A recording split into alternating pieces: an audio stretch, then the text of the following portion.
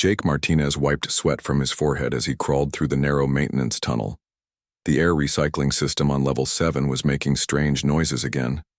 He had been fixing things on Research Station Omega-7 for 3 years now. It was not glamorous work, but someone had to keep the lights on and the air flowing. The station floated in space above a planet called Kepler 442b. Scientists from many different alien races worked here together. They studied new worlds and looked for life in the galaxy. Jake was one of only 12 humans on the station. Most of the crew were aliens with names he could barely pronounce. His radio crackled to life. "Jake, we need you in the main lab," said Commander Alex Stone's voice. "Drop what you're doing and get down here now." Jake sighed and put down his tools. Commander Stone only used that tone when something big was happening. He crawled out of the tunnel and took the elevator down to the main research level. The lab was buzzing with activity when he arrived. Dr. Lisa Park, the human scientist, stood near a large viewing screen. Around her, several alien researchers moved back and forth with urgent purpose. Jake recognized Dr. Nira Volthan, a tall, blue-skinned Centaurian with 4 arms. Beside her stood Zeth Kara, the station's research director. Zeth Kara belonged to a race called the Vraxians. They looked like giant insects but were incredibly smart. "What's going on?" Jake asked Dr. Park. She pointed at the screen. "We found something. A ship, drifting about 50 kilometers from our position. It's badly damaged." Jake looked at the image on the screen. The vessel was unlike anything he had ever seen. It was black and curved, with strange symbols carved into its hull. Parts of it seemed to be missing, as if something had torn chunks away. "Any life signs?" Jake asked. "That's why you're here," Commander Stone said, walking over to them. "We need to bring it into the docking bay, but the airlock mechanisms don't match any known design. We need you to figure out how to connect our systems to theirs." Jake nodded. This was the kind of puzzle he enjoyed. "Give me 20 minutes to look at the schematics." 2 hours later, the alien ship sat in docking bay 3. Jake had managed to create a sealed connection between the 2 vessels. The air pressure had equalized, and the science team was ready to go inside. "Remember, we don't know what's in there," Commander Stone warned as the team prepared to board. "Stay together and document everything." Jake was not part of the official exploration team, but Dr. Park asked him to come along in case they needed help with any technical problems. He grabbed a portable scanner and followed the group through the airlock.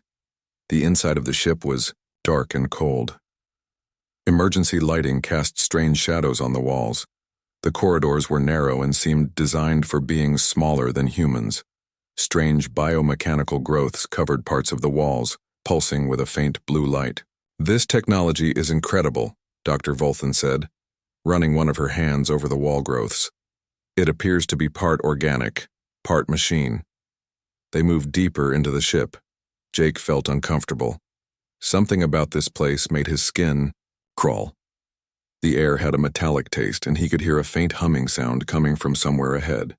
"Life signs detected," announced Zeth Kara, checking a scanner with his insect-like claws. "This way." They followed a corridor to what appeared to be the ship's center. The room they entered was circular, with the biomechanical growths covering almost every surface. In the middle of the room stood a device that looked like a twisted tree made of metal and flesh. Connected to the device was a young alien female.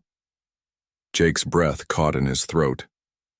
She appeared to be unconscious, suspended in the center of the device by dozens of thin cables that connected to her head, arms, and torso. Her skin was pale green, and she had delicate features with large, closed eyes. She looked fragile and vulnerable. "Fascinating," Zeth Kara said, approaching the device. "She's alive, but her neural activity is being monitored and possibly controlled by this apparatus." "We need to get her out of there," Jake said immediately. Dr. Volthan held up one of her hands. "Patience. We must study the device first." "Disconnecting. Her improperly could kill her." Jake stared at the alien girl. Something about her situation made him feel sick to his stomach. She looked so helpless, trapped in that horrible machine. "How long will that take?" he asked. "Several days at minimum," Zeth Kara replied. "Perhaps longer," This technology is completely unknown to us.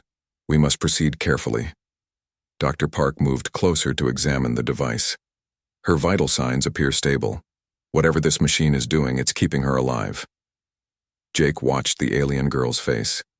Even unconscious, she looked like she was in pain. Her features were tense, and occasionally her eyes would move rapidly beneath her closed lids as if she was having nightmares. "Can we at least sedate her?" Jake suggested. "She looks like she's suffering." "We cannot risk introducing foreign chemicals into her system," Dr. Volthan said. "Not until we understand her biology better." The team spent another hour taking measurements and photographs. Jake stayed near the device, unable to take his eyes off the trapped alien. Something deep in his mind felt wrong about leaving her. Like this. As they prepared to leave the ship, Jake heard something that made him freeze in place. It was faint, like a whisper at the edge of hearing, but it sounded like crying. He looked around at the others, but they seemed oblivious. They were packing up their equipment and discussing their findings. Jake listened carefully, but the sound was gone. "You coming, Jake?" Dr. Park called from the doorway. "Yeah, just a second," he replied, taking one last look at the alien girl. As he turned to leave, he heard it again. This time it was clearer. Not crying exactly, but something worse. It sounded like screaming, but not with a voice. It was coming from inside his head. Jake hurried after the others, but the sound followed him. Even after they sealed the airlock and returned to the station, he could still hear it. A distant, desperate cry for help that seemed to echo in his mind. That night, Jake lay in his bunk staring at the ceiling. The screaming in his head had not stopped. It was quiet now, like background noise, but it was definitely there. He wondered if he was going crazy. Tomorrow, the alien scientists would begin their study of the device and the girl trapped inside it. They would take their time, following proper scientific procedures. They would be careful and methodical. But Jake could not shake the feeling that every moment they waited, the alien girl was suffering in ways they could not imagine. And for some reason, he was the only one who could hear her crying for help. Jake barely slept that night. Every time he closed his eyes, the screaming in his head got louder. It was not like normal sound. It came from somewhere deeper, like someone was crying directly into his thoughts. The next morning, he went to the main lab early. Through the viewing window, he could see into Docking Bay 3 where the alien ship waited. Several research teams were already setting up equipment around the vessel. "You look terrible," Dr. Lisa Park said, walking up behind him with a cup of coffee. "Couldn't sleep," Jake muttered. "That girl in there, is she still connected to that machine?" "Yes." The research team decided to leave her attached while they study the device. Dr. Park sipped her coffee. Seth Kara thinks disconnecting her too quickly could cause permanent damage or death. Jake pressed his hand against the viewing window. "How long are they planning to leave her like that?" 10 days minimum. They're calling it the observation protocol. They want to monitor her condition and study how the device works before they risk removing her. 10 days. Jake felt sick. The screaming in his head seemed to get stronger just thinking about it. "That's too long," he said. "She's in pain. I can tell." Dr. Park looked at him strangely. "How can you tell?" "She's unconscious." Jake did not know how to explain it without sounding crazy. "I just know. We have to help her now." "Jake, I understand your concern, but we have to trust the experts. Seth Kara has been studying alien biology for over 100 years. Dr. Volthan is one of the best xenobiologists in the galaxy. They know what they're doing." But Jake was not convinced. He spent the morning working on routine repairs, but his mind kept drifting back to the alien girl. The mental screaming never stopped. Sometimes it was quiet, like distant thunder. Other times it was so loud he had to stop working and hold his head. During lunch, he went to Commander Stone's office. "Sir, I need to talk to you about the alien we found." Commander Stone looked up from his reports. "What about her?" "I think we're making a mistake by waiting. She needs help now, not in 10 days. The commander leaned back in his chair. "Jake, I appreciate your concern, but this is not a maintenance issue. This is advanced xenobiology. We have to follow proper procedures. But what if she dies while we're following procedures? The monitoring equipment shows her vital signs are stable. She's not in immediate danger. Jake wanted to tell him about the screaming, but he knew how it would sound. Sir, with respect, machines can't measure everything. Sometimes you have to trust human instinct. Commander Stone's expression hardened. Human instinct is exactly what we can't rely on here. 1. Wrong move and we could kill her. The alien research team has protocols for a reason. Jake left the office feeling frustrated and helpless. He returned to his work, but the screaming in his head was getting worse. By evening it was so loud he could barely concentrate. He went back to the lab where the research teams were still working. Through the windows of Docking Bay 3, he could see them setting up more monitoring equipment around the device. The alien girl hung motionless in the center of it all, surrounded by cables and machines. Dr. Volthan was explaining something to a group of younger researchers. The biomechanical interface appears to be regulating her neural activity while simultaneously drawing energy from her nervous system. It's quite remarkable. Jake felt anger rise in his chest. Remarkable? This was torture, not a scientific curiosity. Zethkara noticed him standing by the window. The insect-like alien approached, with clicking footsteps. Mr. Martinez, you seem very interested in our subject. Her name isn't subject, Jake said. She's a person. Indeed, a person whose biology we do not understand. Premature intervention based on emotional response rather than scientific analysis could prove fatal. What if doing nothing is what kills her? Zethkara's compound eyes reflected the laboratory lights. Human emotions are admirable in many contexts, Mr. Martinez, but they cloud judgment when careful analysis is required. We must observe before we act. Jake watched the alien girl through the window. Even from this distance, he could see the tension in her face. Her hands were clenched into small fists, and her breathing seemed shallow and quick. She's having nightmares, he said. Neural activity consistent with dream states. Yes, this is expected given her condition. Those aren't dreams, she's screaming. Zethkara tilted his head. Our audio monitors detect no vocalizations from the subject. Jake realized he could not make them understand. They saw brain waves and vital signs. He heard something much more immediate and desperate. Over the next 3 days, Jake's condition worsened. The screaming in his head was almost constant now. He made mistakes at work, forgot to eat meals, and barely slept. Dr. Park noticed his deteriorating state. Jake, you need to see the medical officer. You look exhausted. I'm fine, he lied. Just worried about that girl.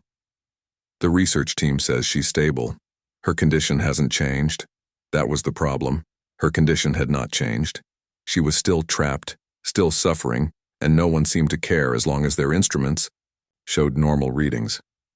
On the 4th day, Jake overheard Dr. Volthan talking to Zethkara near the coffee machine. The subject's neural patterns are quite complex, she was saying. I'm detecting what appears to be telepathic resonance. Interesting. Have you identified the source? Not yet, but it seems to be directed outward, as if she's trying to communicate with someone. Jake's blood ran cold. They knew. They knew she was trying to reach out, and they were treating it like just another data point to study. That evening, he cornered Dr. Park in the hallway. Lisa, you have to help me convince them to free her now. Jake, what's gotten into you? You're obsessed with this. Because I can hear her. The words came out louder than he intended. I can hear her screaming in my head, begging for help. And everyone is just standing around taking notes. Dr. Park stared at him with concern. Jake, that's not possible. You're not telepathic. I don't care if it's possible, it's happening. And if we don't help her soon, I think I'm going to lose my mind. Dr. Park looked around to make sure no one was listening. Even if what you're saying is true, I can't override the research team's decisions. They're the experts. The experts are wrong. Sometimes being smart isn't enough, sometimes you have to be human. Jake walked away before Dr. Park could respond. He knew she thought he was having some kind of breakdown. Maybe he was. But breakdown or not, the alien girl was still trapped, still screaming, and still waiting for someone to care enough to act. 6 more days of observation protocol remained. Jake did not think he could last that long. More importantly, he was not sure the alien girl could either. The screaming in his head was becoming more desperate, more frantic. She was running out of time, and he was the only one who knew it. By day 7, Jake could barely function. The screaming in his head had become constant, like static on a broken radio that never turned off. He dropped tools, forgot simple procedures, and found himself staring at walls for minutes at a time. Dr. Park found him sitting in a maintenance corridor, holding his head in his hands. "Jake, this has to stop. You're scaring people." He looked up at her with bloodshot eyes. "It's getting worse. She's trying to show me something." "Show you what?" Jake struggled to find the words. The images that came with the screaming were confusing and terrifying. Memories, I think. Her memories. There are others like her, Lisa. Hundreds of them, maybe thousands. All connected to machines like that one. Jake, you need medical help. This obsession isn't healthy. It's not an obsession. Jake stood up, swaying slightly. She's trying to warn us about something. Her people, they were captured, tortured. The machines, they're not keeping her alive. They're harvesting something from her. Dr. Park looked genuinely worried now. Harvesting what? I don't know. Neural energy, maybe? Life force? But whatever it is, it's killing them slowly. She escaped. Lisa, she got away and came here to warn us. Warn us about what? Jake closed his eyes and tried to focus on the images flooding his mind. They're coming. The ones who built those machines. They're following her. Dr. Park grabbed his arm. Jake, listen to yourself. You're talking about telepathic visions and alien invasions. You need to rest. But Jake pulled away from her. I know how it sounds, but what if I'm right? What if every day we wait is giving them more time to find us? That afternoon, Jake went to the observation deck overlooking Docking Bay 3. The research teams were still working, still taking measurements, still following their precious protocol. Through the reinforced glass, he could see the alien girl hanging in the center of that horrible device. Something was different about her today. Her face looked paler, and her breathing seemed more labored. Even the alien researchers seemed concerned. He watched Dr. Volthan check and recheck her instruments. Seth Kara noticed Jake at the window and approached him. Mr. Martinez, your behavior has become quite erratic. Several crew members have expressed concern. Is she getting worse? Jake asked, nodding toward the alien girl. Her neural activity has increased significantly over the past 48 hours. We are monitoring the situation closely. Increased how? She appears to be broadcasting telepathic signals at an unprecedented rate. It's quite fascinating from a scientific standpoint. Jake felt sick. Fascinating? She's dying and you think it's fascinating? We have no evidence that she's dying. Her vital signs remain stable. Your machines don't tell you everything, Jake snapped. She's terrified, she's in agony, and she's trying to communicate with someone who will listen. Seth Kara studied him with those unblinking compound eyes. Mr. Martinez, are you claiming to receive these telepathic communications? Jake hesitated, admitting it would probably get him removed from the station, but he was past caring about his job. Yes, I can hear her. She's been screaming for help for 7 days, and all you care about is your data. Interesting. We detected unusual neural activity from the human crew yesterday. You were the primary source. Jake felt a chill run down his spine. You've been scanning us? Routine monitoring for contamination. But your case is unique. You appear to be naturally sensitive to her telepathic frequency. Then you know I'm telling the truth. I know that you're experiencing some form of neural resonance with the subject. Whether this constitutes genuine communication is debatable. Jake stared at the alien researcher in disbelief. Even with proof that something extraordinary was happening, Seth Kara remained coldly analytical. That night, Jake lay in his bunk, trying to make sense of the images flooding his mind. The alien girl's memories were becoming clearer. He saw her world before the invasion, beautiful cities that seemed to grow from living crystal.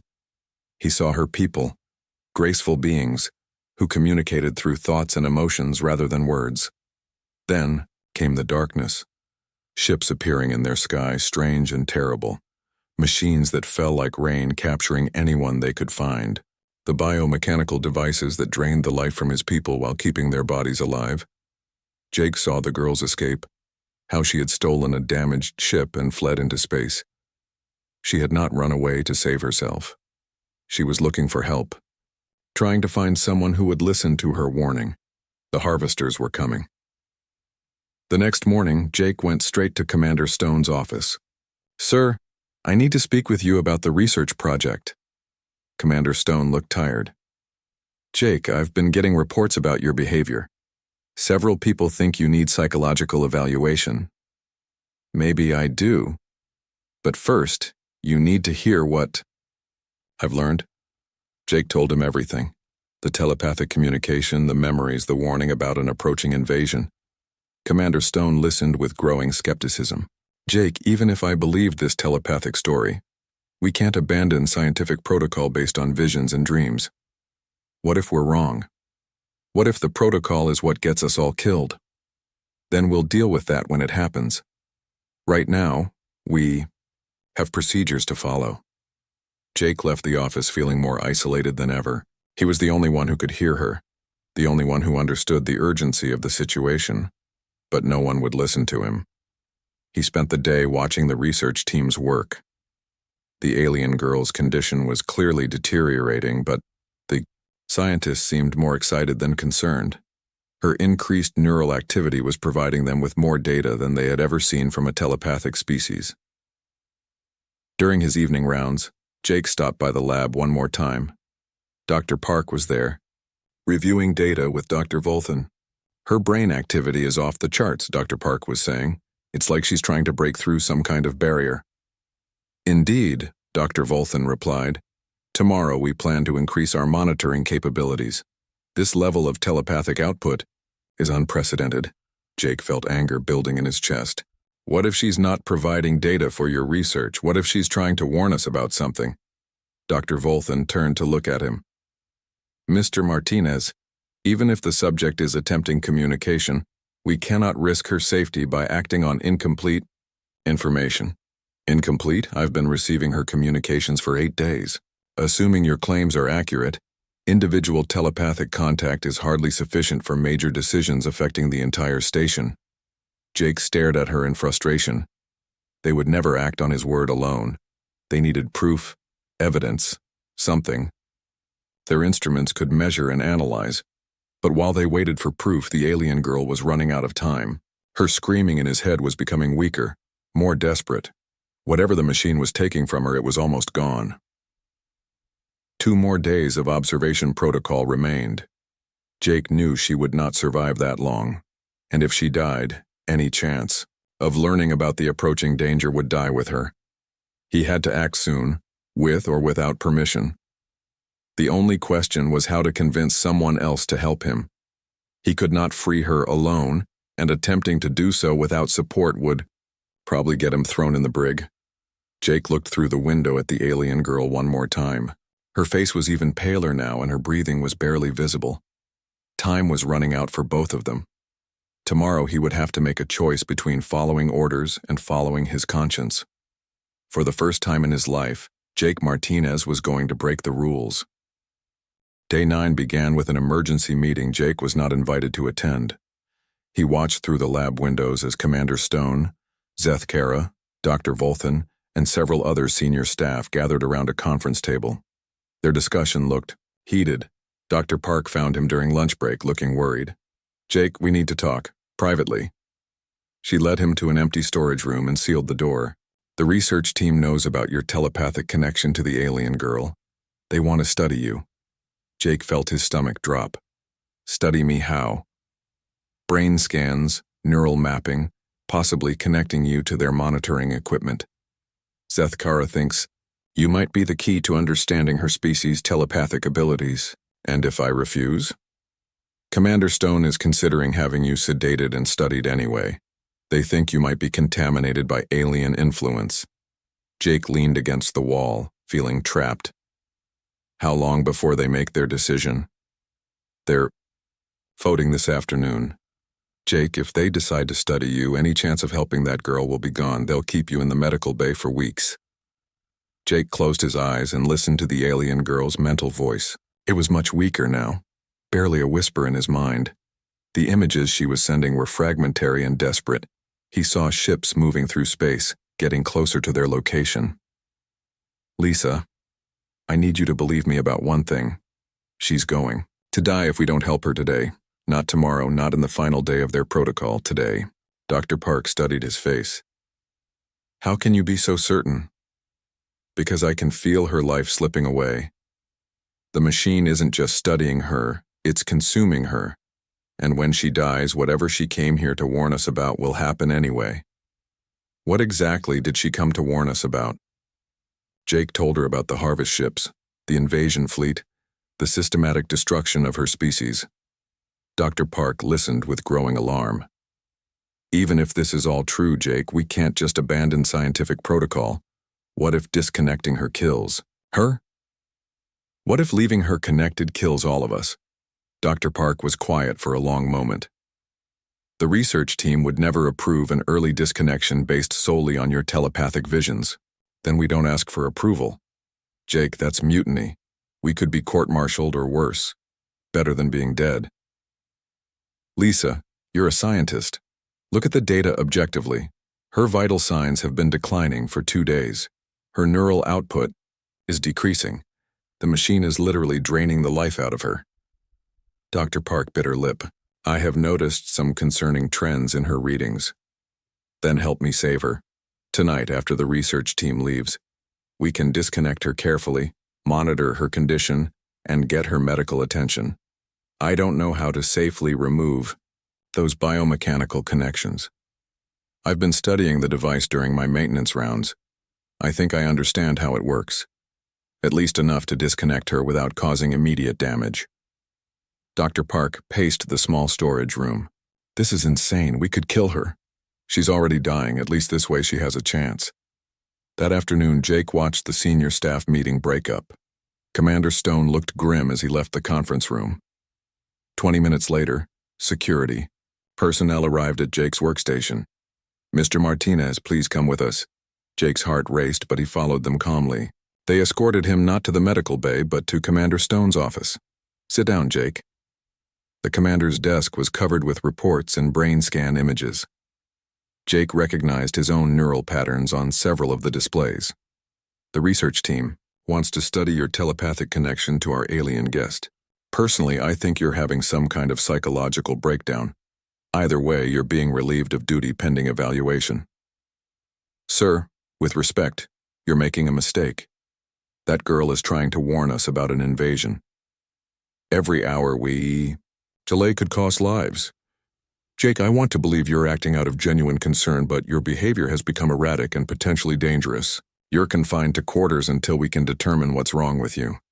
2 security guards escorted Jake to his small cabin. As the door locked behind him, he realized his time had run out. By tomorrow, he would be in the medical bay, with wires attached to his brain, and the alien girl would still be trapped in that horrible machine. He had to act tonight. Jake's quarters were on level 5, 3 floors above the docking bay. His maintenance access codes were still active for another few hours. If he could reach the lab without being detected, he might still have a chance to help her. At 200 hours, Jake used his emergency maintenance access to leave his quarters. The corridors were mostly empty during the night shift. He made his way, carefully toward the docking bay, avoiding the main routes where security might patrol. The lab was dark when he arrived. Through the windows, he could see the alien girl suspended in the center of the biomechanical device. Her condition looked even worse than before. Her breathing was shallow, and her skin had taken on a grayish tint. Jake accessed the docking bay using his maintenance codes. The heavy doors slid open with a soft hiss. He stepped inside and approached the device, studying the connections that held the alien girl prisoner. Up close, the biomechanical apparatus was even more horrifying. Dozens of thin cables penetrated her skin at various points, pulsing with faint energy. Larger conduits connected to her skull, and Jake could see they were drawing some kind of fluid from her brain. I'm going to get you out of here, he whispered, hoping she could hear him. He began examining the connections, looking for a way to safely disconnect them. The cables seemed to be held in place by some kind of organic adhesive that sealed around the entry points. Jake pulled out his maintenance tools and started working on the smallest connections first. "What are you doing?" Jake spun around to find Dr. Park standing in the doorway. She was carrying a medical kit and wearing a determined expression. "Lisa, what are you doing here?" "Helping you save her life.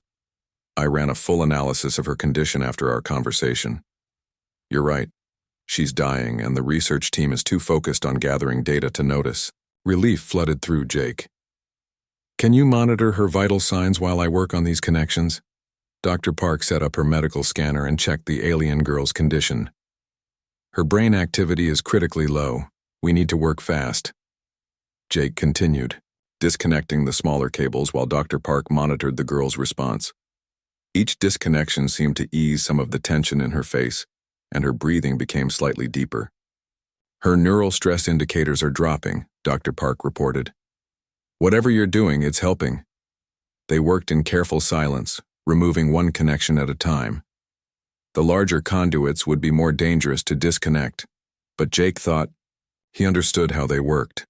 They seemed to have natural release mechanisms that could be triggered manually. "Almost there," Jake whispered, working on the final connections to her skull. As he removed the last cable, the alien girl's eyes suddenly opened. They were large and silver, filled with intelligence and gratitude. She looked directly at Jake and spoke without words. "Thank you." The mental voice was clear and strong, no longer filled with pain. For the first time in 9 days, Jake heard something other than screaming in his head. "Can you move, you?" Dr. Park asked, scanning her with the medical equipment. The alien girl tried to sit up, but her movements were weak and unsteady.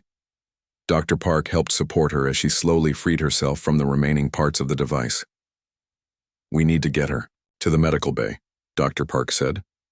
But before they could move, alarm klaxons began blaring throughout the station. Red emergency lights flashed, and an automated voice announced, "Unidentified ships detected approaching station. All personnel to emergency stations." The alien girl gripped Jake's arm with surprising strength and looked into his eyes. New images flooded his mind clearer than ever before. Ships, massive and dark, moving toward the station. The same ships that had destroyed her world. "They followed me," she whispered, speaking aloud for the first time. Her voice was musical but weak. "I tried to warn you, the harvesters are here." The station shook as something massive passed nearby. Through the docking bay windows, Jake could see dark shapes moving against the stars. The alien ships were enormous, each one larger than the research station itself. "How many?" Dr. Park asked, helping the alien girl stand. The girl closed her silver eyes and concentrated. When she opened them again, her expression was grim. 12 harvest ships. They carry thousands of the biomechanical devices. Commander Stone's voice crackled over the emergency communication system. "All senior staff to the command center immediately. Unknown vessels have surrounded the station." Dr. Park looked at Jake. "We have to get her to the command center. She's the only one who knows how to fight these things."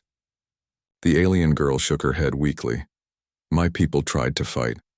The harvesters adapted to every weapon we used. They cannot be defeated by force." "Then how do we stop them?" Jake asked. "They harvest neural energy from telepathic species.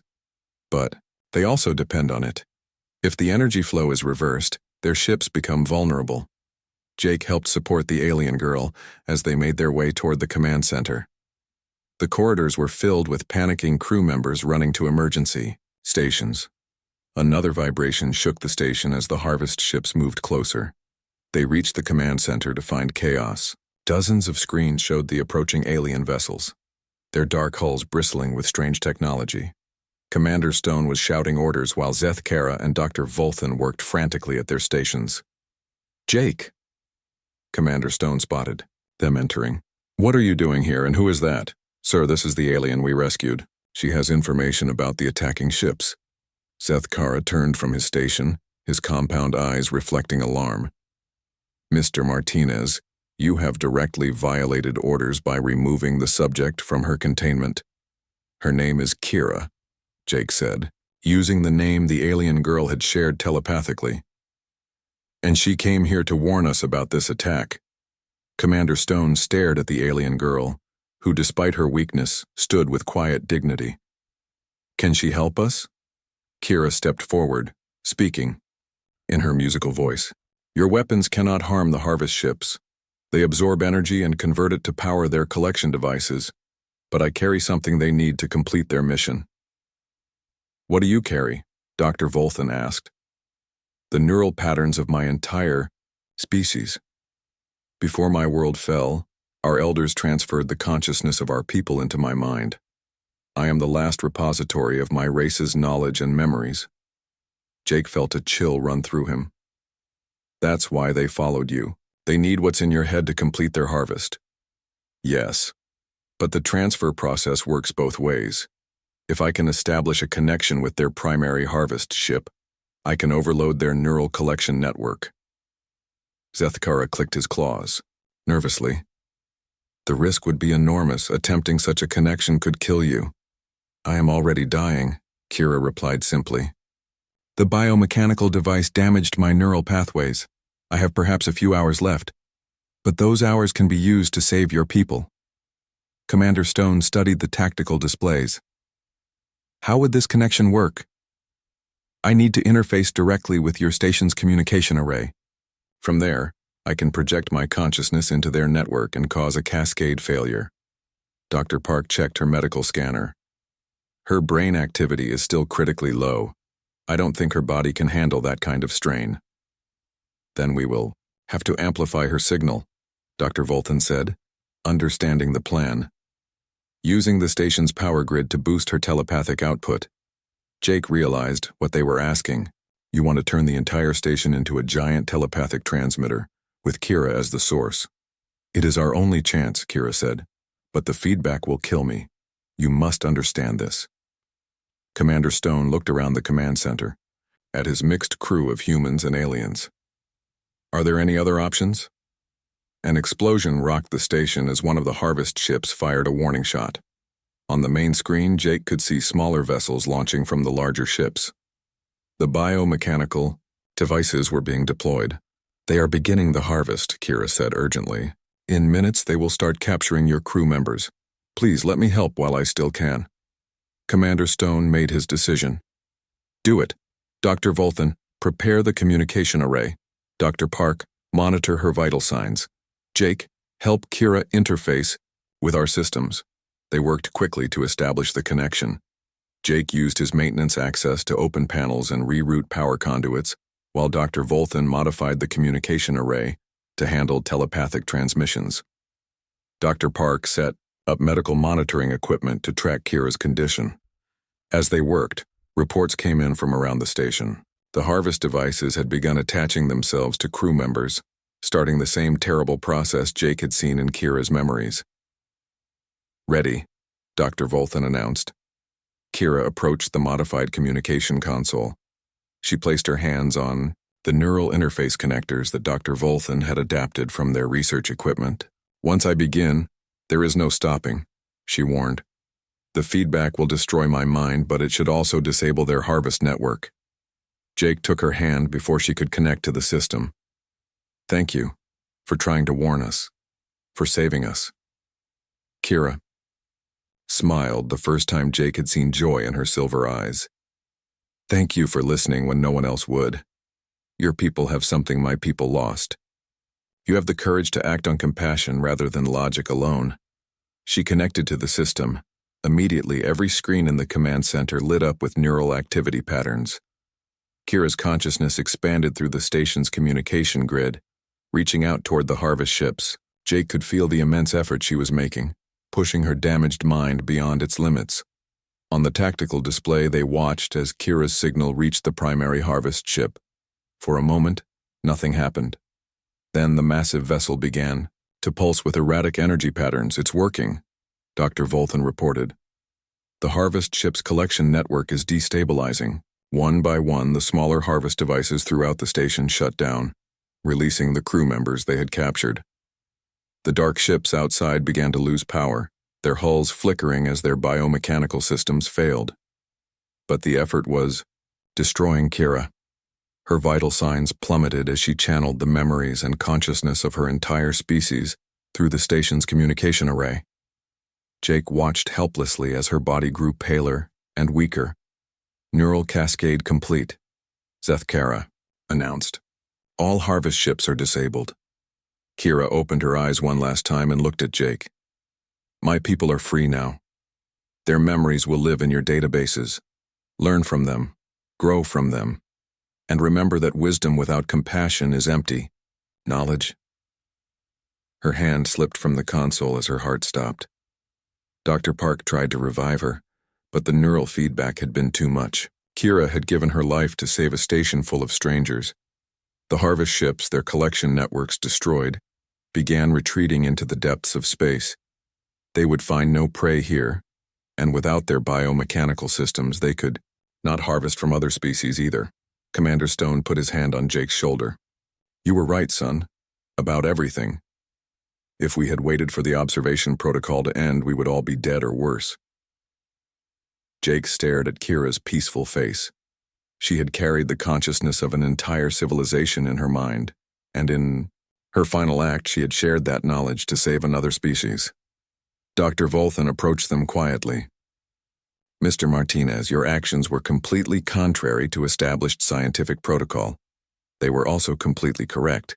Perhaps there are times when human intuition is more valuable than alien logic. In the days that followed, the research station studied the vast amount of data Kira had transmitted during her sacrifice.